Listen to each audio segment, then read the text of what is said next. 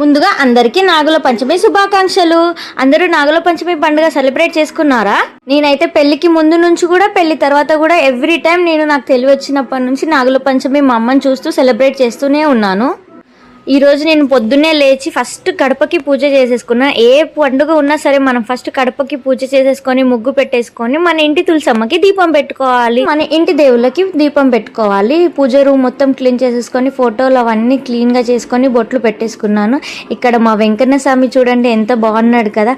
మా ఆయన అంటున్నాడు ఈ విగ్రహం చూసినప్పుడల్లా నిజంగా తిరుపతి వెంకన్న స్వామి మన ఇంటికి వచ్చిండేమోనే, అంత బాగున్నాడు, చూస్తున్న కొద్దీ చూడాలనిపిస్తుంది అంటున్నాడు. మీకు కూడా అలాగే అనిపిస్తుందా?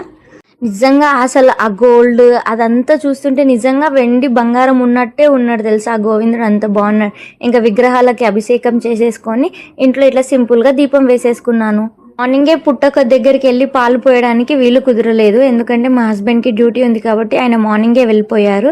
ఇంకా ఆయన కోసం ఈవినింగ్ దాకా వెయిట్ చేసేసుకొని ఆయన వచ్చాక ఈవినింగ్ మళ్ళీ ఇద్దరం ఫ్రెష్ అయిపోయి స్నానం చేసేసుకొని ముగ్గురం రెడీ అయ్యి ఓయూ దగ్గర ఉన్న పుట్ట దగ్గరికి వెళ్ళి పాలు పోయడానికి వెళ్ళాము. ఇక్కడ చాలా పుట్టలు ఉంటాయి. ఇక్కడ ఇంకా ఎల్లమ్మ గుడి కాడ కూడా ఒక మంచిగా పెద్ద పుట్టు ఉంటుంది, అక్కడ కూడా చాలా మంది పాలు పోస్తారు.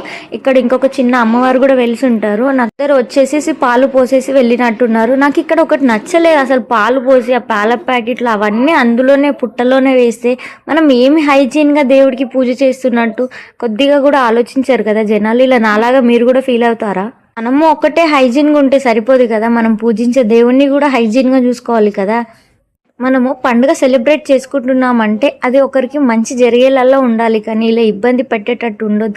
అవన్నీ ఒక పక్కకి వేస్తే ఎంత బాగుంటుంది కదా. ఎవరిష్టం వాళ్ళది, మనం ఎవరిని ఏమనలేం కదా.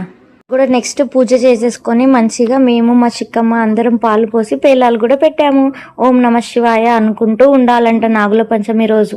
నాగుల పంచమి రోజు మిస్ అవ్వకుండా నాగదేవత సినిమా ఎవరెవరు చూస్తారో కామెంట్ బాక్స్లో కామెంట్ చేయండి. నేనైతే పక్కా మిస్ అవ్వకుండా నాగదేవత సినిమా చూస్తా.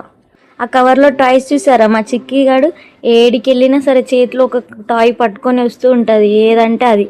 మరి ఆ నాగమ్మ తల్లికి పేలాలు పెట్టారా? పేలాలు ఎవరెవరు పెట్టారు? చాలామంది పేలాలు ఇంకేవేవో పెట్టి అవన్నీ తీసుకెళ్ళి మళ్ళీ వినాయక చవితి దాకా అలా పెట్టేసుకొని వినాయకుడి నిమజ్జనప్పుడు వేస్తారంట. అది ఎవరెవరు వేస్తారు, ఎవరెవరు ఫాలో అవుతారో కామెంట్ బాక్స్లో కామెంట్ చేయండి.